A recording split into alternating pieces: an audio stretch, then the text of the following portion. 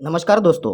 कैसे हो आप दोस्तों? शादियों का सीज़न चल रहा है और मैं एक छोटा मोटा आर्टिस्ट हूँ और थर्माकोल के काम वगैरह करता हूँ। पिछली बार मैंने थर्माकोल के कुछ वीडियो डाले थे तो मुझे बहुत सारे कमेंट आए थे जिसमें मुझे बहुत सारे सवाल पूछे गए। तो आपके सारे सवालों का जवाब लेकर एक वीडियो बनाने की सोच रहा था, लेकिन जैसे कि आपको पता है शादियों का सीज़न चल रहा है और मेरे पास थर्माकोल के ऑर्डर पड़े हुए हैं, इसलिए समय निकाल पाना बहुत ही मुश्किल है। फिर भी आज सारे ऑर्डर निपटा कर आज रात को ही वीडियो बनाने मैं बैठ गया। इस वीडियो में मैं आपको कुछ ऐसी छोटी मोटी ट्रिक बताऊंगा जिसका फ़ायदा हमारे पेंटर भाइयों को भी हो सकता है और आप लोग भी घर बैठे थर्माकोल कटिंग सीख सकते हैं। तो वीडियो में अंत तक जुड़े रहे और काम सीखिए और अपने परिजनों की शादी में अपने हाथ से थर्माकोल डिज़ाइन कीजिए या फिर खुद का छोटा मोटा कारोबार शुरू कीजिए। तो चलिए शुरू करते हैं।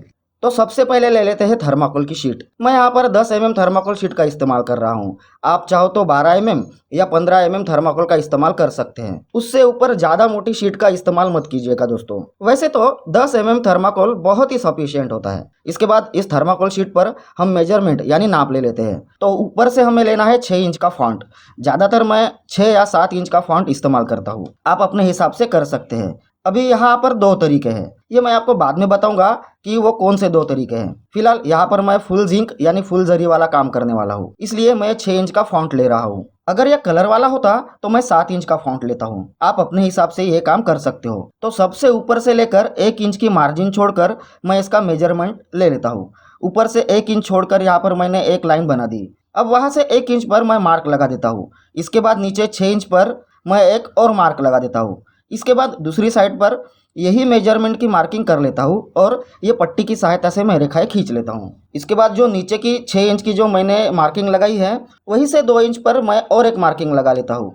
उसके बाद वही मार्किंग से शुरुआत करके मैं 1 इंच पर एक मार्किंग और 6 इंच पर एक मार्किंग ऐसे दोनों साइड से मार्किंग कर लेता हूँ और रेखाएं खींच लेता हूँ। ये मेरा 6 इंच का फॉन्ट है और 2 नामों के बीच में जो मैंने 2 इंच की गैप दी है ये बहुत ही ज़रूरी है, जो आपको आखिर में पता चलेगी, क्योंकि ये मैं फुल जरी यानी फुल जिंक का काम कर रहा हूँ। अगर मैं ये पेंट का काम कर रहा होता तो ये ज़रूरी नहीं होता। कलर और जरी के काम में क्या अंतर है वो मैं आपको ज़रूर बताऊंगा, वीडियो में बने रहे। तो अभी हमारी पूरी मार्किंग कंप्लीट हो गई है। अब हम यहाँ पर पेंसिल से स्केच कर लेते हैं। तो जो भी मुझे नाम लिखना है मैं ये पेंसिल से इसका कच्चा काम कर लेता हूँ। तो इसके लिए मैंने 6B पेंसिल का इस्तेमाल किया है, कभी कभी 8B पेंसिल का भी इस्तेमाल कर लेता हूँ। ये बहुत ज़रूरी है मित्रों। आप स्केचिंग के लिए कम से कम 6B के ऊपर का ही पेंसिल का इस्तेमाल कीजिए। वैसे आप स्केच पेन या बॉल पेन का इस्तेमाल कर सकते हो, लेकिन इसमें एक दिक्कत आ सकती है। अगर आप स्केच पेन या बॉल पेन से एक्स्ट्रा मार्किंग करते हो और फुल धरी का काम करते हो तो वो थोड़ी बहुत दिक्कत दे सकता है। और अगर आप कलर का काम करते हो तो वो आपके वाटर कलर में घुल मिल कर पूरा काम खराब कर सकती है या फिर वो उभर कर दिख सकती है। इसलिए मैं आपको स्केच पेन या बॉल पेन का इस्तेमाल करने की सजेशन नहीं दूंगा। बेहतर होगा कि आप पेंसिल का इस्तेमाल करें और पेंसिल 6B के ऊपर का ही इस्तेमाल करें। मतलब आप 6B, 10B, 8B इनमें से कोई भी पेंसिल का इस्तेमाल कर सकते हो, लेकिन उससे नीचे आप पेंसिल का इस्तेमाल मत कीजिए। यहाँ पर देखिए मैंने एक स्वास्तिक की कटिंग पहले से कर रखी है, वो मैं यहाँ पर रखकर इसकी स्केचिंग कर लेता हूँ।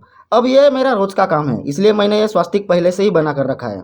आप अगर रोज नहीं करते हो, कभी कभार करते हो ये काम, तो आप अपने मन से कोई भी डिज़ाइन कर सकते हैं जो कि हमें 2 नामों के यानी दूल्हा दुल्हन के नाम के बीच रख सकते हैं। ऐसी आप कोई भी डिज़ाइन कर सकते हैं। तो मेरी स्केचिंग अब पूरी कंप्लीट हो चुकी है। अब मैं इसे काट लेता हूँ। सबसे पहले हमें जो जो नाम बनाना है उसे हम अलग अलग कर लेते हैं। वैसे तो इसे अभी काटने की ज़रूरत नहीं है, फिर भी मेरी सहूलियत के लिए मैं इसे काट लेता हूँ।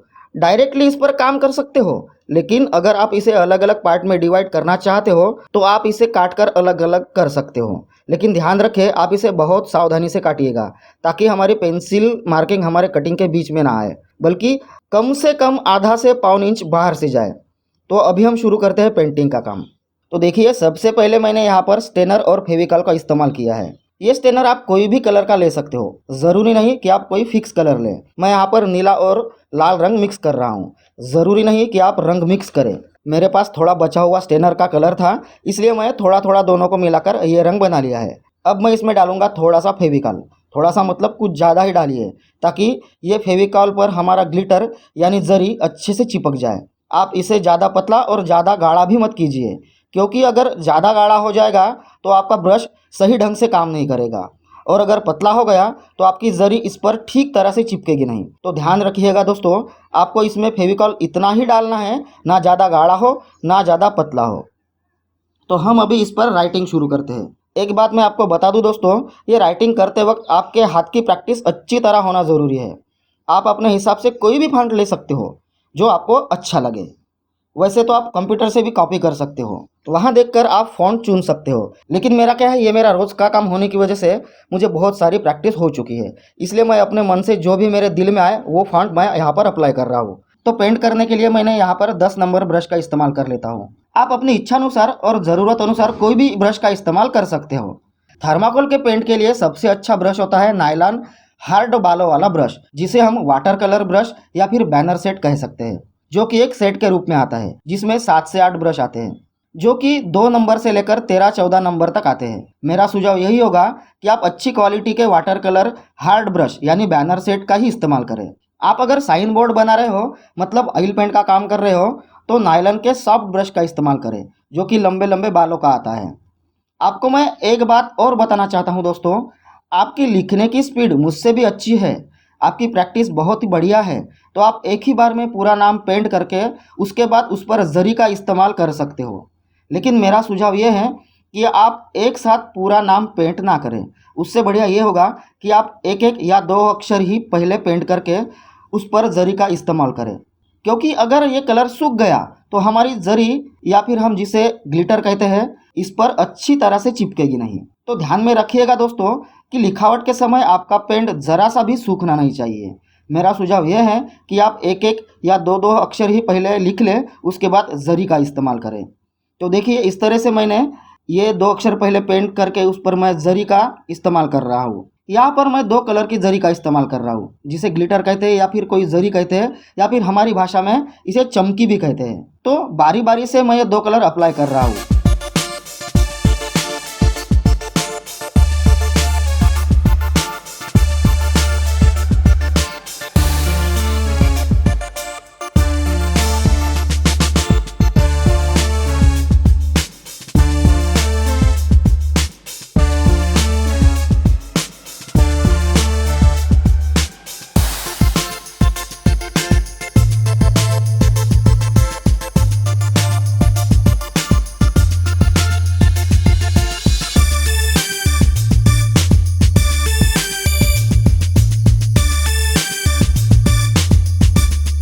तो दोस्तों, ये मेरा काम कंप्लीट हो चुका है।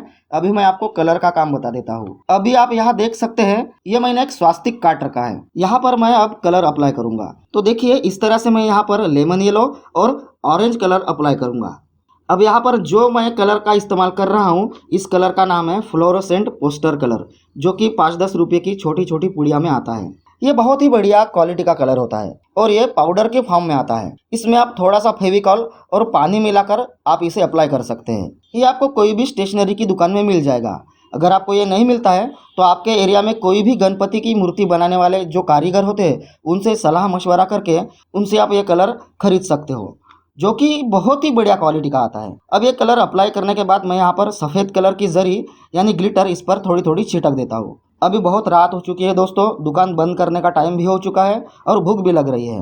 मेरा काम ऑलमोस्ट ख़त्म हो चुका है, अभी इसकी कटिंग बाकी है, लेकिन कटिंग करने से पहले इसको सूखने देना ज़रूरी है। तो अभी हम इसे फ़िलहाल छोड़ देते हैं और जाते हैं घर, मिलते हैं सुबह। तो दोस्तों, आज मैं सुबह सवेरे दुकान में आया हूँ। आज मुझे ऑर्डर 10 बजे तक देना है, इसीलिए अब मैं इसकी कटिंग कर लेता हूँ। ये पूरी रात बहुत अच्छी तरह से सूख चुका है, अब मैं इसकी कटिंग कर लेता हूँ। तो देखो दोस्तों, यहाँ पर मैं जो कटिंग कर रहा हूँ, तो थोड़ी थर्माकोल की वाइट बॉर्डर छोड़कर मैं इसकी कटिंग कर लेता हूँ, जिसका फ़ायदा ये है कि आपका कौन से भी कलर का बैकग्राउंड हो या फिर दीवार हो या फिर कोई भी कलर का पर्दा हो, उस पर ये अच्छी तरह से दिखेगा। ये इसका बहुत ही बढ़िया फ़ायदा है। अगर आप वाइट बॉर्डर या कोई भी कलर की बॉर्डर आप इसे देते हैं तो ये कौन से भी बैकग्राउंड पर अच्छी तरह से उभर कर दिखेगा। अभी आप देख रहे हो जिस कटर का मैं इस्तेमाल कर रहा हूँ, तो मुझे इस पर बहुत सारे कमेंट आते हैं कि भाई साहब, आप जो कटर इस्तेमाल कर रहे हो उसको आपने कहाँ से ख़रीदा। तो दोस्तों, ये कटर मैंने कहीं से भी ख़रीदा नहीं है। मेरी जानकारी के अनुसार ये कटर कहीं भी नहीं मिलता होगा, तो इसे मैंने खुद ही बनाया है। ये कटर आप खुद बना सकते हो। इसके लिए आपको लेना है एक हेक्सा ब्लेड, मतलब जो हम लोहा वगैरह काटते हैं वो वाला आरी ब्लेड लेकर आप कोई भी ग्राइंडर मशीन, जो आपके एरिया में वेल्डिंग की दुकान होती है उसके पास ग्राइंडर मशीन होती है, वहाँ जाकर आप इसे बना सकते हो। तो इस तरह से मैं ये पूरी कटिंग कर लेता हूँ।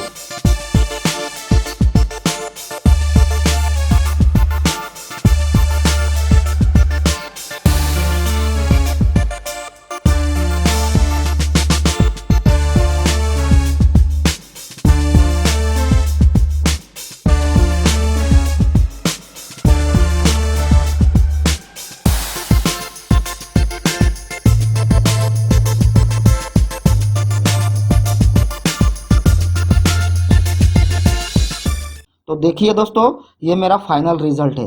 अगर मेरे वीडियो से आपको कुछ सीखने को मिला है तो इस वीडियो को लाइक ज़रूर करें। और अगर मेरे चैनल पर आप नए हो और इस तरह के वीडियो देखना पसंद करते हो तो चैनल को सब्सक्राइब ज़रूर करें और आगे शेयर भी ज़रूर करें। तो मिलते हैं अगली वीडियो में, तब तक के लिए धन्यवाद।